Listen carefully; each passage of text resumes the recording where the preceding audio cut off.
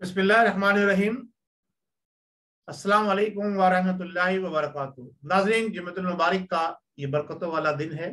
अल्लाह तबारक व तआला से दुआ है कि अल्लाह तबारक व तआला आप सबको भी अपने ज़ुबान में रखे और मेरे वतन पाकिस्तान की हिफाजत फरमाए, और जितने भी पाकिस्तान में बसने वाले हैं उन सबको अल्लाह तबारक व तआला खैर व आफियत से रखे, और तमाम ओवरसीज पाकिस्तानियों को भी जो जहां कहीं भी है, जिस मुल्क में भी है, उसको अल्लाह तबारक व तआला अपने हिफ्ज़-ओ-मान में रखे।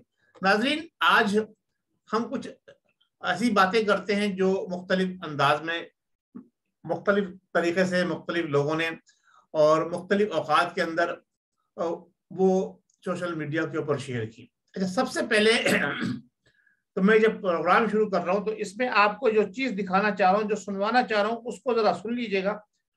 उसके बाद हम बात करेंगे कि जनाब अली के हमारा वतन कहाँ किस स्टेज पर पहुंच चुका है और उस मुल्क के साथ क्या हो रहा है, उस मुल्क के साथ क्या होने जा रहा है। ये एक ऐसी नाकाबिले तरदीद हकीकत है कि जिसको सुनने के बाद मैं नहीं समझता कि कोई भी जी शऊर पाकिस्तानी जो पाकिस्तान से मोहब्बत करता हो, अपने मुल्क से मोहब्बत करता है, अपने वतन से मोहब्बत करता है, अपने लोगों से मोहब्बत करता है, वो इस तरदीद नाकाबिले यकीन बात को सुनने के बाद जो है वो ये कहेगा कि वाकई इस हुकूमत ने जो वादे किए थे वो पूरे कर दिए। ये जरा सोचिएगा, या ये हुकूमत कहाँ ले जाके पाकिस्तान को जो है वो पहुंचा चुकी है। नाज़रीन, ये जरा गौर से समाअत फरमाइएगा।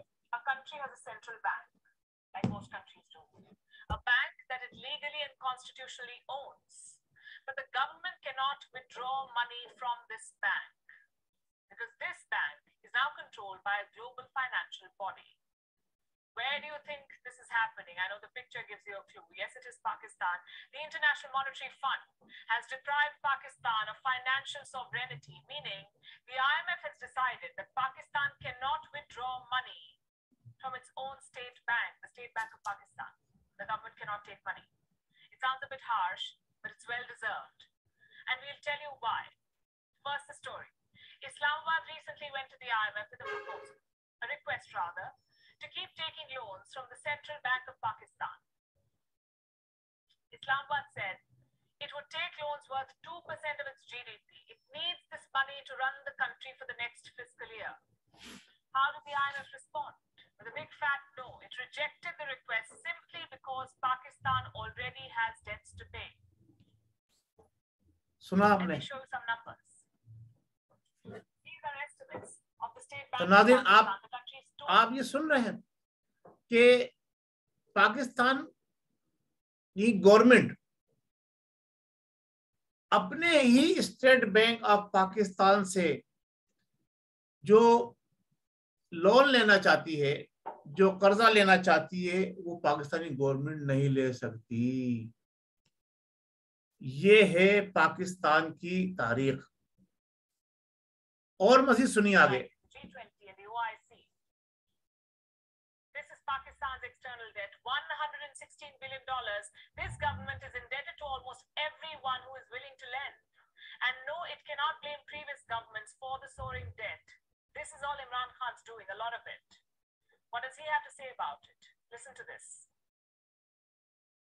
जो उनकी सस्टेनेबिलिटी है वो एट स्टेक है। हम ऐसे चल ही नहीं सकते यार। अब एक कर क्या फरमाया कि हम ऐसे चल ही नहीं सकते आगे।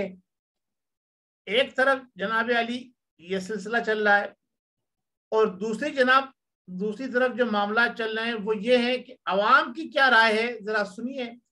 मैं नहीं कहता, अवाम जो कुछ कह रही है, जो अवाम हमें बता रही है, वो ये एक छोटा सा में है, तो ये मेरी राय नहीं है। फिर आपसे अर्ज कर दूं, ये मेरी राय नहीं है, ये अवाम कह रही है। और अवाम क्या कह रही है वो सोशल मीडिया वाले बता रहे हैं, वो आप सुन लीजिए।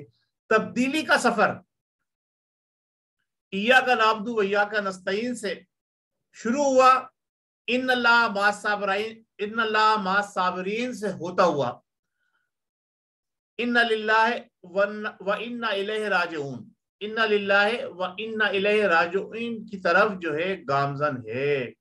अच्छा, ये और पब्लिक है, ये सारे पब्लिक के कमेंट्स हैं जो मैं आज आपके सामने शेयर कर रहा हूं। क्या सेलेक्टर्स एम्पायर यानी एम्पायर कोई शर्मिंदगी महसूस कर रहे हैं, या चीफ सेलेक्टर अब भी अपनी प्रोडक्ट पर उम्मीद है कि जनाब अली जो प्रोडक्ट मैंने लॉन्च किए, जो मैंने यहाँ पर आपके सामने जो एक बेहतरीन, स्मार्ट, खुश शक्ल, खुश गुफ्तार, जनाब भरपूर कुव्वत वाला शख्स, वो जनाब अली आगे लेके चलेगा। इसके साथ साथ दूसरी तरफ ये भी कहा जाता है, ये कहते हैं इस सारी तबाही और बर्बादी की जिम्मेदार कौन है? हुकूमत को नहीं कहा जा रहा, सिलेक्शन कमेटी को कहा जा रहा है, सिलेक्टर्स को कहा जा रहा है। अब बात हुकूमत से निकल के सिलेक्शन कमेटी और सिलेक्टर की तरफ चली गई है। तो अब आपको ये चीज के ऊपर बड़ा गौर करना होगा कि ये पीछे कौन है। अब यहाँ पे ये भी कहा जा रहा है पाकिस्तानियों को मदीने का टिकट दिखाकर कूफे की तरफ रवाना कर दिया गया, यानी धकेल दिया गया उन्हें। अच्छा, इसके साथ साथ जो सर्वे के मुताबिक इमरान खान को जो तमाम तर तरक्याती प्रोजेक्ट और जो इसमें कहा गया है वो अल्फाज में यहाँ अदा नहीं करना चाहता, जो कुछ भी उन्हें मिला है अपनी जिंदगी में वो उसे कहा गया है कि जनाब अली पहले से ही जो है वो इफ्तिताशुदा मिला हुआ है। तो आप समझ जाएं कि जिन चीजों को मैंने सेंसर किया है वो मैं यहाँ पे नहीं कह रहा था। अच्छा, अब एक और बड़ा कटन जुमला है, बड़ा गलत जुमला है, लेकिन क्या किया जाए, कहना पड़ रहा है, इसलिए कहना पड़ रहा है कि जनाब अली ये अवामी राय, तब्दीली का कीड़ा अब सिर्फ इन लोगों में जिंदा है जिनका जेब खर्च अभी तक वालिदैन या कुछ अथॉरिटीज वाले चला रहे हैं। अच्छा, यहाँ थोड़ा सा मैंने तब्दीली की अपने हिसाब से, और कुछ चीजें हैं जो मैं आपको आहिस्ता आहिस्ता बताता चला जाता हूँ। अच्छा, तब्दीली के लिए एक बड़ी अहम बात भी कही इन्होंने। तब्दीली लोडों से शुरू हुई, हालैंड की साइकिल से होती हुई अंडों, मुर्गियों और कुत्तों और फिर IMF की खुदकशी तक पहुंच चुकी है। मजीद पेश कदमी जारी है। अब ये जो सिलसिला आपने आप वीडियो क्लिप सुना, ये सोशल मीडिया पर भी आ चुका है। यानी अब हम जो हैं वो IMF के आगे इतने मजबूर हो चुके हैं कि हमारा पाकिस्तान, हमारा मुल्क, हमारा वतन, हमारा स्टेट बैंक ऑफ पाकिस्तान हमारी ही गवर्नमेंट को लोन देने के लिए तैयार नहीं है। तो इसका मतलब क्या हुआ? हम कहां पहुंच चुके हैं? हम उस दायने पे पहुंच चुके हैं कि जब हमें बैंक करप्सी की तरफ ले जाया जा रहा है, डिफॉल्टर की तरफ ले जाया जा रहा है, और जो कुछ भी, जैसा आपने आवाज सुनी, वो मैं वीडियो यहाँ शेयर नहीं कर सकता, मजबूरी है, यूट्यूब की कुछ पाबंदियां हैं, तो उसके हवाले से। अच्छा, अब एक और भी सर्वे के हिसाब से जो चीज सामने आई है, ये पहले ये चीज को बात को कंप्लीट कर लूं, तो देखें पाकिस्तान को तो एक अंधे कुएं में धकेल दिया गया है और मौजूदा हुकूमत ने उसने बड़ा अहम किरदार अदा किया है। इससे पहले भी हुकूमतें आती रही हैं, जब कर्जे लिए गए, ये जो अभी बताया गया वो 160 अरब रुपए का जो बिलियन का कर्जा है, वो जो कुछ भी है, जो भी कुछ बताया गया वो आपने सुना, वो सारा कुछ हकीकत है, क्योंकि अब स्टेट बैंक ही मजबूर हो गया है। हम अब पाकिस्तान गवर्नमेंट को लोन नहीं दे सकता। अच्छा, यहाँ पर कुछ बातें जो पर्सनल उसकी है, मैं उस पर नहीं जाना चाहता, मैं सिर्फ इतनी बात करता हूं।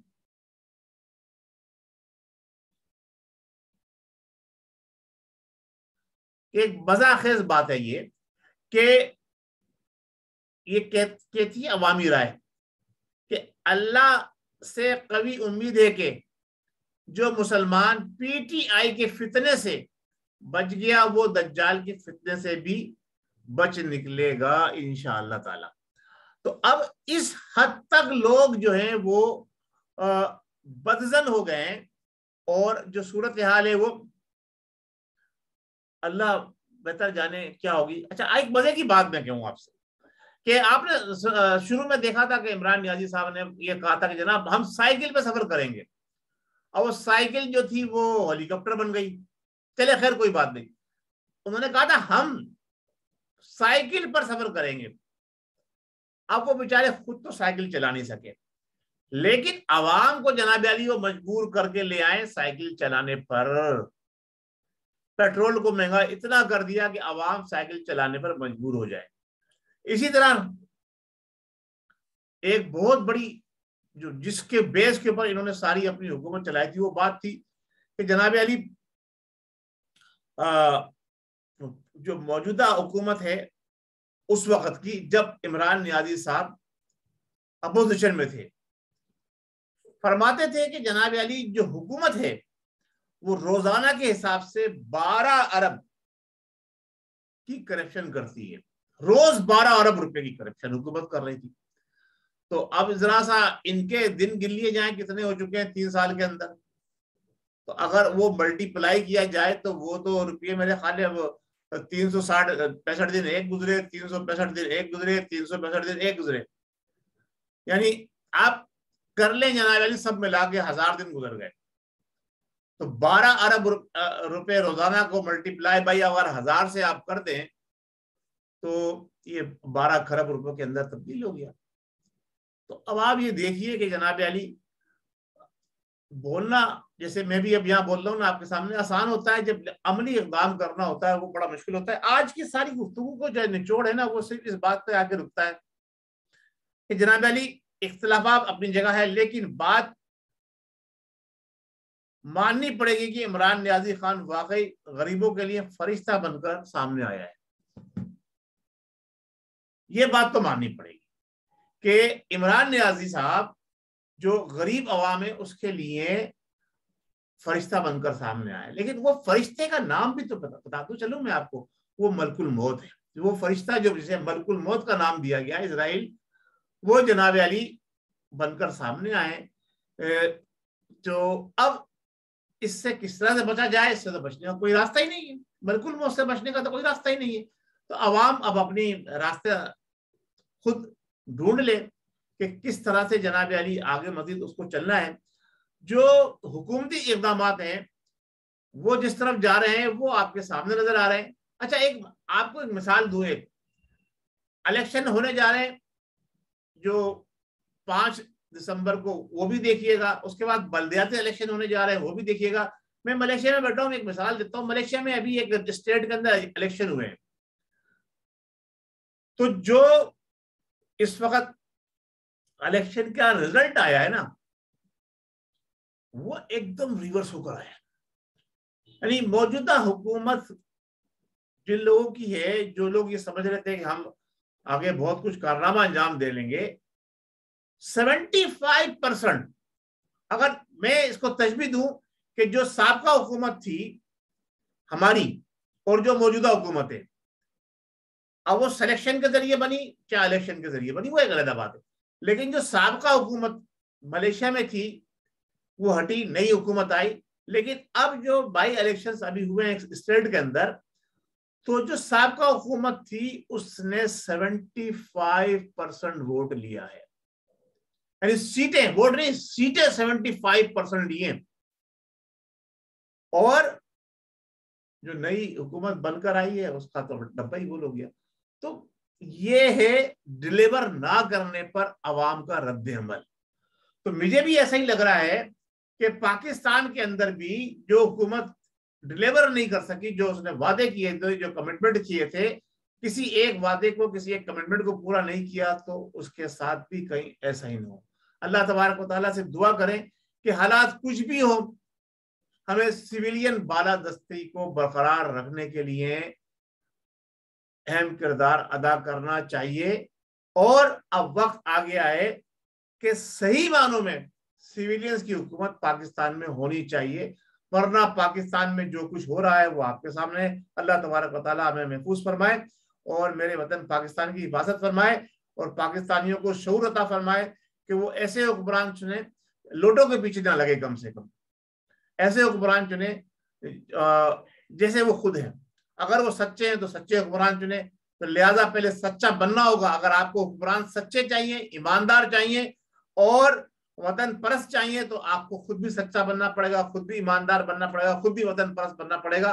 तो आइए फिर आज से हम ये तहिया करें कि हम खुद भी ईमानदार होंगे, वतन परस्त बनेंगे, सच्चे बनेंगे, ताकि हमें हुक्मरान भी वैसे ही मिले, क्योंकि कुरान ने कहा है जैसी रियाया होगी वैसे ही हुक्मरान होंगे। बहुत शुक्रिया। अस्सलाम वालेकुम व रहमतुल्लाहि व बरकातहू। पाकिस्तान जिंदाबाद। AQ ग्लोबल टीम के इस प्रोग्राम को आप देख रहे हैं, इसको आप सब्सक्राइब भी कर लें। आपने देखा, आपकी बड़ी नवाजिश और इसको अपने दोस्तों में शेयर करें। मैं आपका शुक्रगुजार होऊंगा। पाकिस्तान जिंदाबाद।